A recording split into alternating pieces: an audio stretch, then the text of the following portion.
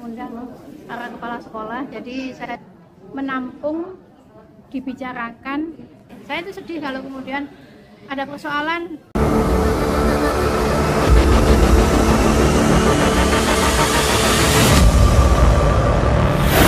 Assalamualaikum Tretan, hari terakhir reses Reni Astuti dilaksanakan di Wisma Guru Jalan Jetis Kota Surabaya.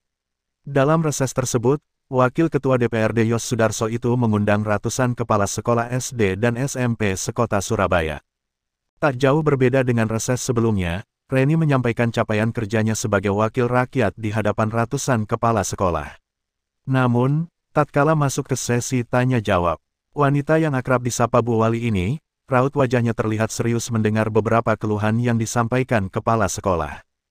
Dalam catatan Raja Warta, keluhan yang disampaikan kepala sekolah masih berkutat di sekitar persoalan kesejahteraan guru yang masih jauh dari asa. Selain itu, persoalan kualitas seragam sekolah, dukungan sarana dan prasarana di sekolah, pembagian mata pelajaran dan seterusnya mewarnai reses Reni. Berikut tanggapan Reni Astuti saat dimintai keterangan Raja Warta. Bu Wali, hari ini barusan kan reses dengan beberapa kepala sekolah di Surabaya. Nampaknya ratusan mungkin ya, sampai ratusan Ya, lebih. alhamdulillah banyaknya penuh ya tadi. Oh, iya. Saya lihat juga tadi pakai IG supaya masyarakat luas juga tahu apa yang kita bicarakan. Ya, apa saja tadi aspirasi yang disampaikan para guru, kepala sekolah tadi? Ya, jadi kenapa saya kegiatan reses mengundang para kepala sekolah. Jadi saya sampaikan bahwa APBD Kota Surabaya di 2023 itu mengambil tema pembangunan, peningkatan daya saing sumber daya manusia, dan pemenuhan kebutuhan sosial berkelanjutan. Jadi di sini kalau kita bicara tentang sumber daya manusia, maka kita bicara tentang SDM unggul.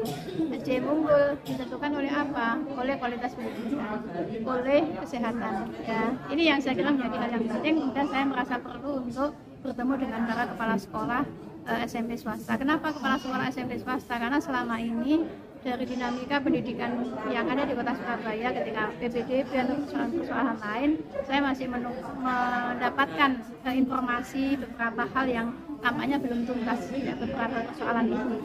Tadi yang tersampaikan di sini misalkan terkait dengan kalau kita kelompokkan ya Mas ya. Tadi itu terkait dengan kesejahteraan guru, kemudian terkait dengan dukungan sarana prasarana di sekolah swasta gitu ya.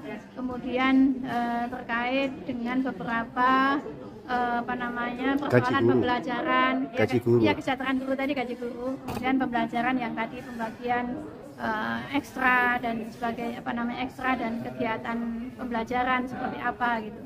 Itu yang kemudian terkait dengan perlu tidaknya dibangun sekolah negeri atau sekolah swasta baru gitu, bagaimana penataan dinas pendidikan dan sebagainya. Ada harapan yang sekolah swasta tadi menyampaikan kalau sudah banyak sekolah di wilayah kecamatannya ya jangan sampai kemudian didirikan sekolah baru dan sebagainya.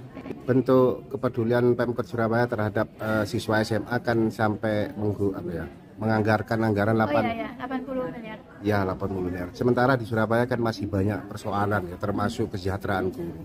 Kenapa tidak fokus untuk kepentingan warga Surabaya dulu? Ya, kok nyebrang ke provinsi? Ya, sebenarnya kalau saya menilai ya, karena saya juga diantara yang mengusulkan di 2017 terkait dengan bantuan untuk anak-anak usia SMA SMK. Ini sebenarnya lebih membantu anak Surabaya sih Mas. Cuman kita kan gini ya, Surabaya ini kan mau menjadi kota kelas dunia ya. Kalau kita bicara tentang kota kelas dunia, SDM unggul kan tadi, pendidikan kan, ukuran pendidikan adalah salah satunya adalah wajib belajar atau bagaimana anak itu selesai, baik itu melalui sekolah formal atau non formal, selesai di minimal SMA atau SMK, sehingga dia kemudian punya pengetahuan yang cukup ya. Kalau kemudian ditambah lagi dengan skill, dia masuklah di dunia kerja, keseraplah di dunia kerja, kan harapannya seperti itu.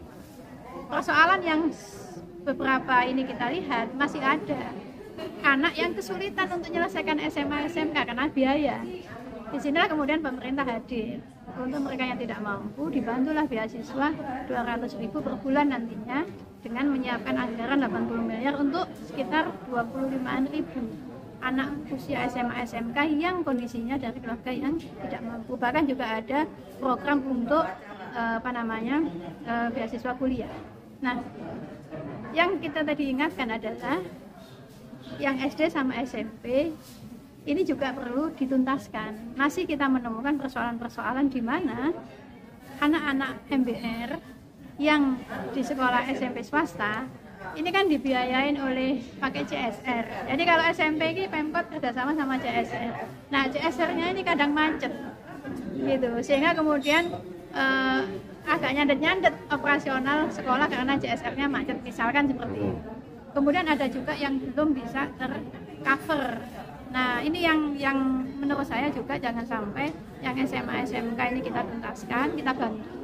Ya, yang SD, yang SMP terutama, yang SMP ini masih ada beberapa anak yang kesulitan dan berdampak kepada operasional sekolah, karena sekolah kan juga membutuhkan pembiayaan. Oh ya, Bu Wali, tadi kan ada salah satu aspirasi dari guru yang menyampaikan tentang kualitas seragam yang di bawah standar ya.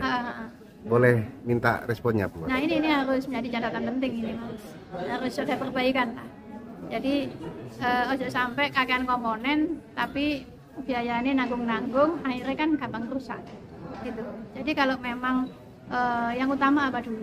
Yang utama adalah misalkan seragam, ya sudah seragam gitu. Jangan sampai kemudian menambah komponen tapi anggarannya malah tidak memenuhi unsur barang itu memiliki kualitas yang baik. Wali, yang terakhir, hingga hari ini persoalan di Surabaya terkait pendidikan SD SMP kan masih banyak persoalan ya. Kira-kira agar persoalan ini minimal segera tuntas ya, entah berapa tahun ke depan, kira-kira langkah apa yang harus diambil oleh pemerintah kota? Hari ini harus lebih baik dari hari kemarin, hari esok harus lebih baik dari ini. Persoalan yang ada di tahun kemarin jangan terulang di persoalan tahun ini. Disinilah kemudian Kepala Dinas Pendidikan, peran dari Dinas Pendidikan untuk bisa memahami persoalan secara integral, secara utuh, secara keseluruhan ya. Kemudian libatkan semua stakeholder pendidikan, diantaranya juga sekolah-sekolah swasta, dan saya kira ini juga bisa jadi udah berjalan tapi tadi tampaknya masih belum rutin. Ini harus dirutinkan supaya komunikasinya bisa nyambung juga dengan pengamat pendidikan yang lain atau dari dunia kampus dan sebagainya. Jadi pemerintah kota, Dinas Pendidikan mesti lapang dada, terbuka atas berbagai masukan, karena persoalan itu dengan semangat kebersamaan, semangat kolaborasi itu mestinya bisa selesai. Saya itu sedih kalau kemudian ada persoalan tahun ngarep persoalan ini ya meneh, tahun meneh ya meneh gitu. Nah, terus kita ini ngapain dalam 1 tahun ini? Sementara bisa jadi persoalan yang akan datang itu ada hal yang baru. Kalau persoalan yang lama itu nggak bisa kita selesaikan, persoalan baru itu akan datang, ya nanti akan semakin berat. Kayak gitu mungkin Mas Ade, terima kasih. Semangat terus untuk majunya kualitas pendidikan di Kota Surabaya.